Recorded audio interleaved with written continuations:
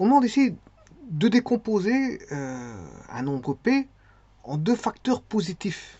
Deux facteurs positifs dont la somme soit la plus petite possible.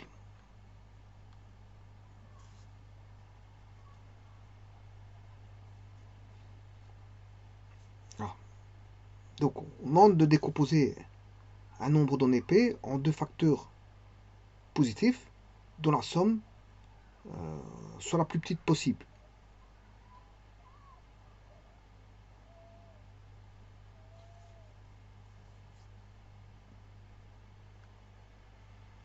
Alors pour ça, je vais additionner, je vais établir mes variables.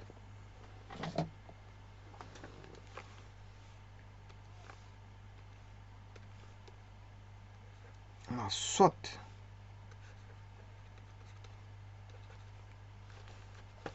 problème.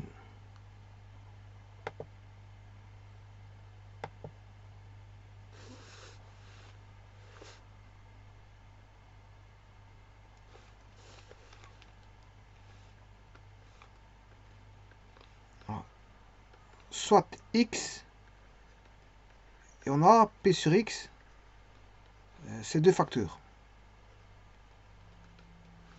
Alors, si je les somme, ben, je vais obtenir la valeur minimale que j'appelle petit m. Alors, je vais établir l'équation du second degré. On aura x carré plus p est égal à mx. Bon, bien sûr, c'est sur x.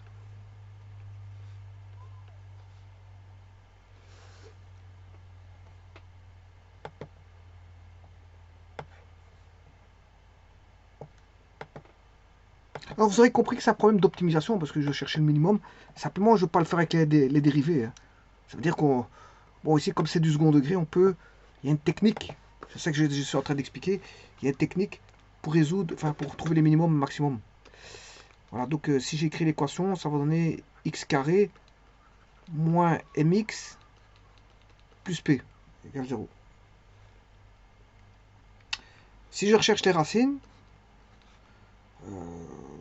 j'aurai x égale moins b m plus ou moins racine carrée de b carré, c'est le carré, moins 4 fois a fois c, moins 4p. Le tout divisé par 2. Alors le x, ça va donner 1 demi m, plus ou moins. Alors le 1 demi va rentrer dans la racine carrée pour avoir un quart de... je vais distribuer directement. Un quart de m carré moins p.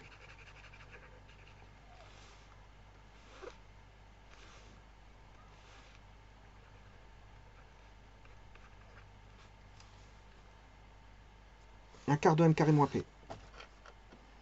Et là, la condition pour que ce soit réel, ben, il faut que 1 quart moins m carré, pour que ce soit pas complexe, on va dire, un nombre complexe, il faut que 1 quart, un quart de m carré moins p soit plus grand ou égal à 0. C'est-à-dire 1 quart de m carré est égal à p, ce qui va dire que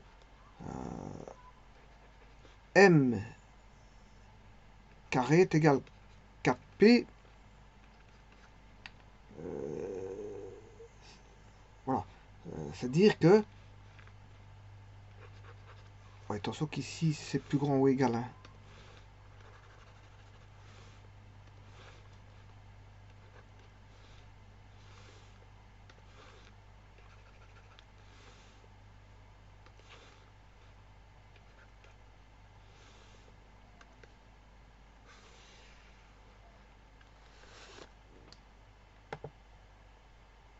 Donc vous voyez qu'ici c'est du second degré, je n'ai pas fait de dérivée pour trouver un minimum. Donc que vaut le m? Il doit être m carré plus grand ou égal à 4p. ce qui veut dire qu'on aura m plus grand ou égal à 2 racines de p. Ça, c'est pour le m.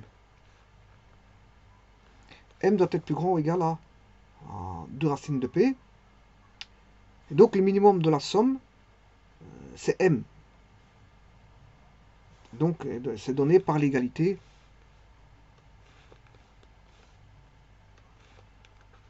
m égale 2 sur racine de p. Ça, c'est le minimum. Comme m doit être plus grand ou égal à 2 sur racine de p, ben, le minimum, c'est m.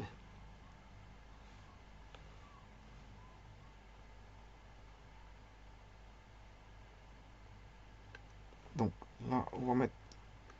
Ça, c'est le minimum.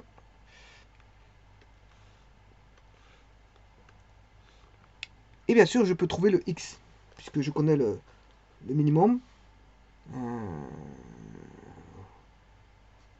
Je peux trouver le x parce que ça, si je mets 2 racines de p dans ceci, ça fera 0. Attention qu'il manque un m ici. Hein. J'ai oublié un m.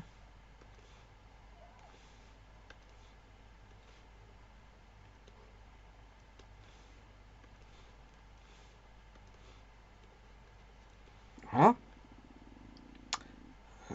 Et donc, si je mets ça là-dedans, le m de racine de p, donc on aura x qui vaut 1 sur 2 fois 2 racines de p, c'est-à-dire que x vaut racine de p. Ah, x vaut racine de p. Donc, on aura m égale 2 racines de p.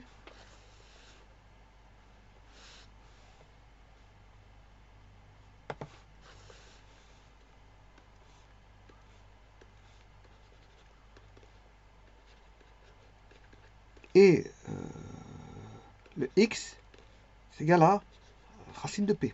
Alors, j'espère que vous avez vu un théorème là-dessus. Il y a un théorème hein, derrière tout ça. Enfin, d'abord, je vais énoncer comment comment, à partir du second degré, une équation, une expression du second degré, comment on peut trouver le maximum et le minimum sans calculer la dérivée. Bon, j'explique la technique et puis après, je vous dirai qu'il y a une petite remarque à faire ici concernant ce qui se cache derrière ce problème-là. Ce problème vraiment spécial ici, voilà, dont l'énoncé est ici. Mais avant toute chose, je vais énoncer une petite règle. Voilà. Comment ça se fait que j'ai pas de dérivés? J'ai trouvé les... voilà, je peux trouver le maximum et le minimum quand tu es dans une expression du second degré. Ben, tout simplement,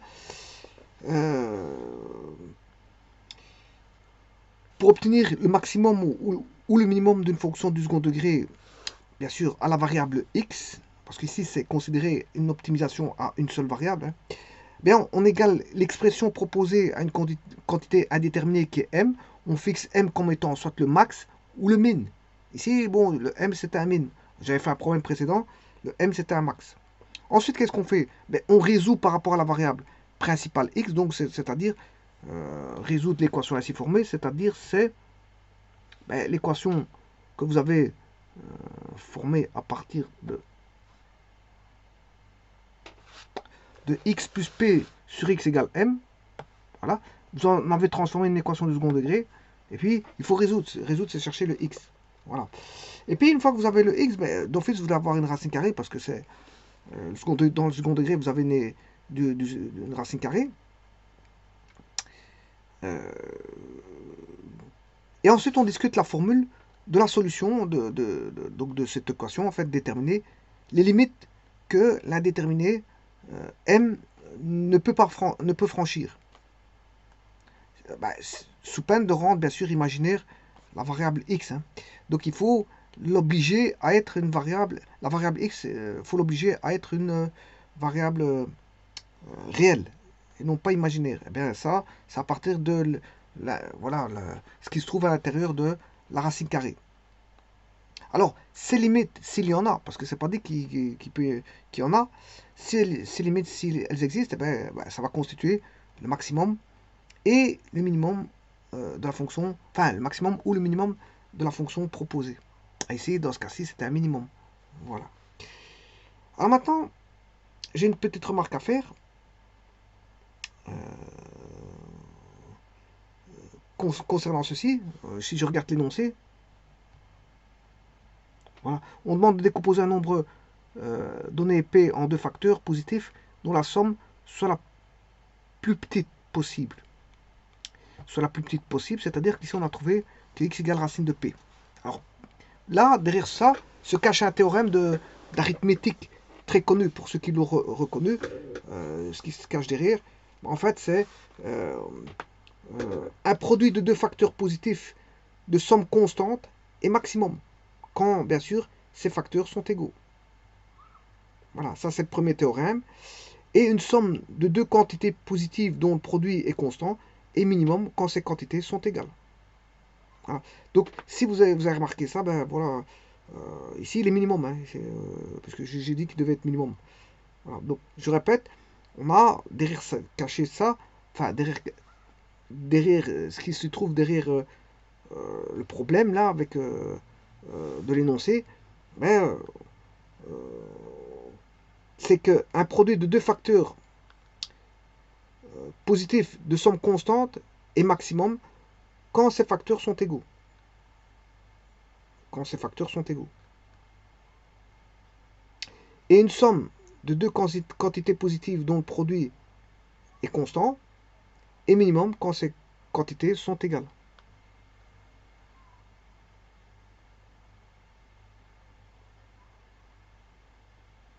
Voilà, et ça c'est ce qui se cache derrière la propriété, enfin c'est les deux propriétés qui se cachent derrière ce problème-là. Je vous remercie.